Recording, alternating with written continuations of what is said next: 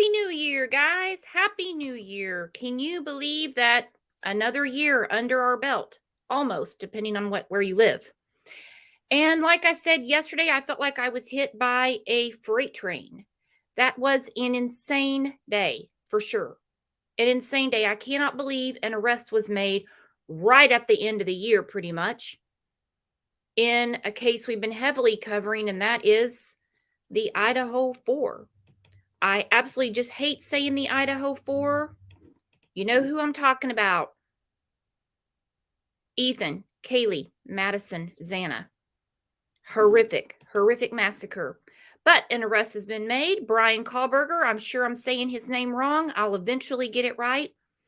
When I was reading a few things, and you can just imagine the reaction from people who went to school with him, people who grew up with him, neighbors, and this clip I'm getting ready to play, people in the Poconos. It doesn't look to me like he was really hiding or anything. A couple of other things I wanted to share with you on Twitter. Brian Enton put this out. He said the house where Bryan Kohberger was arrested is in a very dark, gated community in Monroe County, Pennsylvania. The front door has been duct tape covering where it looks like a window was broken out. You can see it at the end of the video. No, I don't need to play the video. You can clearly see duct tape. They could just not want Bryan looking in. That could be it. They're kind of the most famous family in America right now. They could very well just not want people looking in. Also, and I'm going to discuss this in length at the next show, this article I came across. We've been wondering, speculating, word of the year, how they got his DNA. Update, just talked to my buddy, and he said the FBI was dressed up as garbage men and collecting their garbage the last couple of weeks to get DNA and fingerprints. I don't know how reliable Fox is. I don't know how reliable the buddy is, or if the FBI was really dressed up like trash men, but there it is on the screen.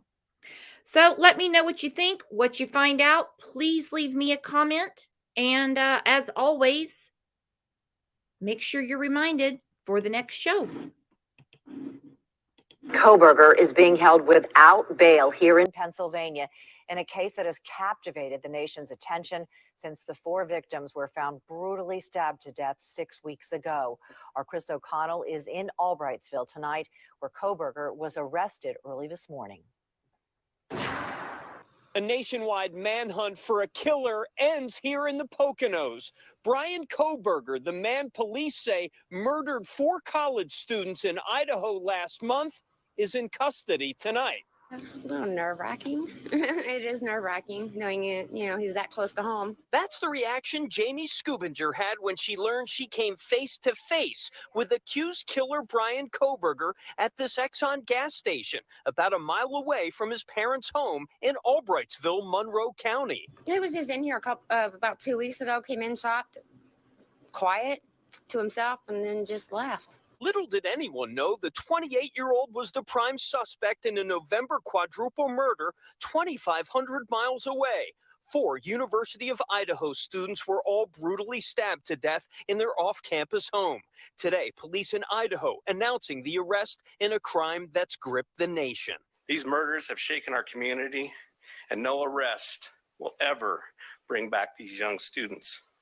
However, we do believe justice will be found through the criminal process. A local SWAT team took Kohberger into custody at his parents' home in the gated community of Indian Mountain Lake in Chestnut Hill Township about 3 a.m.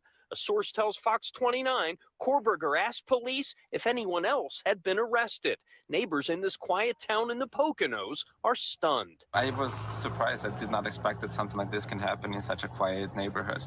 I specifically moved from New York to the quiet area, but I didn't expect things like this happened. Kohberger graduated from Northampton Community College in Bethlehem with an associate's degree in psychology. He also attended DeSales University in Lehigh County, and he was currently a graduate criminology student at Washington State University. He was living at this Pullman, Washington apartment building about 8 miles from the killings. It's not clear if Kohberger knew the victims or a motive. Back at the store where he shopped during the holidays, a chilling revelation that an accused mass killer was right here.